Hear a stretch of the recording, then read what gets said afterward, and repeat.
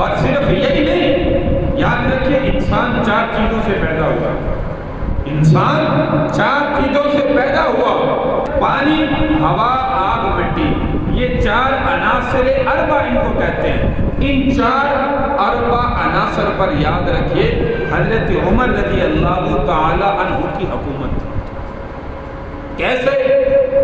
مختصر، حضرت عمر رضی اللہ تعالیٰ عنہ دریائے نیل کا واقعہ آپ سنتے ہیں۔ دریائے نیل اس وقت چلتا تھا جب اس کے اندر ایک نوجوان لڑکی کو میک اپ کر کے، زیور پہنا کر، تیار کر فرمایا کہ دریائے نیل کے اندر ڈالا جاتا تھا، اور وہاں مصر کے لوگوں کا عقیدہ تھا کہ جب تک ہم ایسی لڑکی تیار کر کے اس میں نہیں ڈالتے اس وقت تک یہ دریائے نیل چل نہیں سکتا۔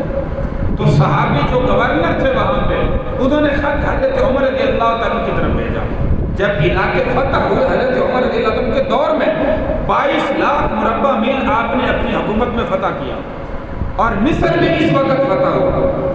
تو خط لکھا کہ پہلے یہ جاہلانہ نظام چل رہا ہے، حضرت عمر رضی اللہ تعالیٰ نے خط ایک گورنر کی طرف لکھا اور دوسرا خط دریا کے نام لکھا۔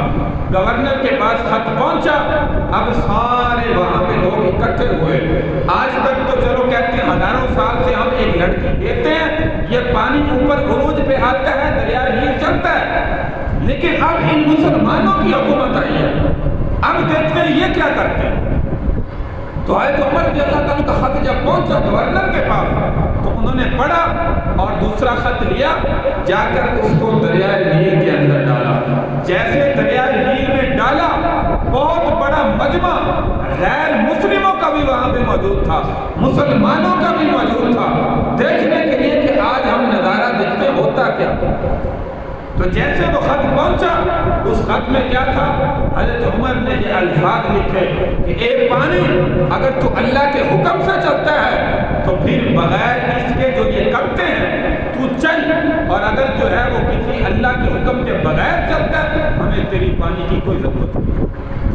حضرت عمر کا خط جیسے زمین پر گرا، فوراً کہتے ہیں 16 ہاتھ پانی جو ہے وہ بلندی پر چڑھا، اور خدا کی قسم قیامت تک جاری ہے، آج تک وہ دریائے نیل اس وقت سے لے کر اب تک وہ خشک نہیں ہوا، اور قیامت تک یہ دریا چلتا رہے گا۔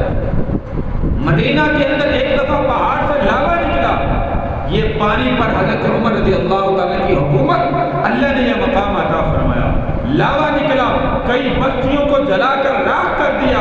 حضرت عمر رضی اللہ تعالیٰ کا خطبہ ارشاد فرما رہے ہیں، کسی صحابی نے آ کر فرمایا امیر المومنین فلاں جگہ سے ایک لاوا نکلا ہے، وہ آبادیوں کو تباہ کر رہا ہے، جلا کر راکھ کر رہا ہے۔ حضرت عمر نے اپنے اوپر جو ہے وہ عصا تھی، اپنے اوپر جو پگڑی تھی وہ اتاری اور فرمایا ایسے جھاڑا، اور جا کر کہا صحابی کو دیا، فرمایا یہ لے جاؤ، جہاں سے لاوا آیا ہے اس کو واپس اسی جگہ پر جو ہے وہ پہنچا دو۔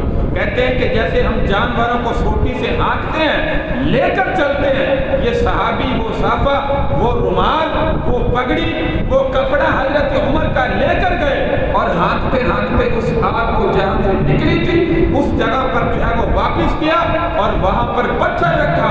کہتے ہیں خدا کی قسم اس کے بعد وہاں سے آگ کا جو ہے وہ نام و نشان نہیں۔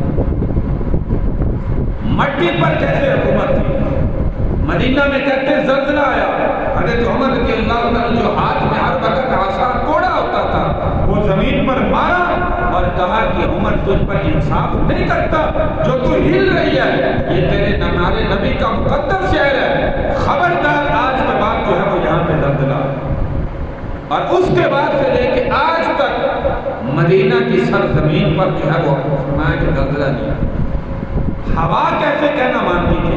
حضرت عمر رضی اللہ تعالیٰ عنہ مدینہ میں بیٹھ کر منبر نبوی پر بیٹھ کر خطبہ ارشاد فرما رہے ہیں، آپ نے ایک یمن کی طرف قافلہ روانہ کیا جس کا امیر فرمایا حضرت ساریہ رضی اللہ تعالیٰ کو بنایا، اور خطبہ ارشاد فرما رہے ہیں، آپ نے کہا یا ساریہ الجبل، یا ساریہ الجبل۔ صحابہ کا مجمع مسجد نبوی میں بیٹھا پریشان ہو گیا، یہاں پہ تو حضرت ساریہ موجود ہی نہیں ہے، حضرت عمر یہ الفاظ کیوں کہہ رہے؟ تو صحابہ کھڑے ہوئے، امیر المومنین آپ نے یہ کیوں کہا؟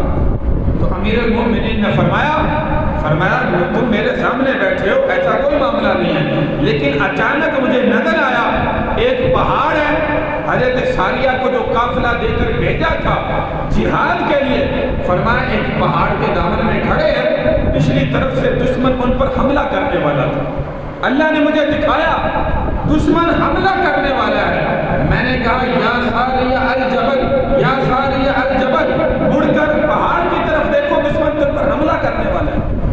تو حضرت ساریہ نے فرمایا وہاں پہ مڑ کے دیکھا واقعی دشمن حملہ کرنے والا تھا۔ صحابہ نے مسجد نبوی میں بیٹھے ہوئے اس تاریخ کو، اس وقت کو نوٹ کیا۔ جب وہ قافلہ وہاں سے واپس آیا، لشکر واپس آیا، حضرت ساریہ سے پوچھا، فرمایا تمہارے ساتھ کوئی ایسا معاملہ ہوا تھا؟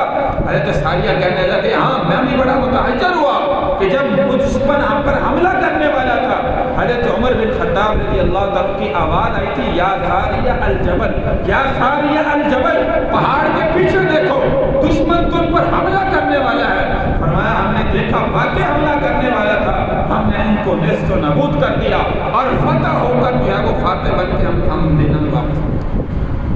وہی تاریخ وہی وقت، تو میرے بھائی ہوا بھی حضرت عمر رضی اللہ تعالیٰ کے تابع اللہ نے کی تھی۔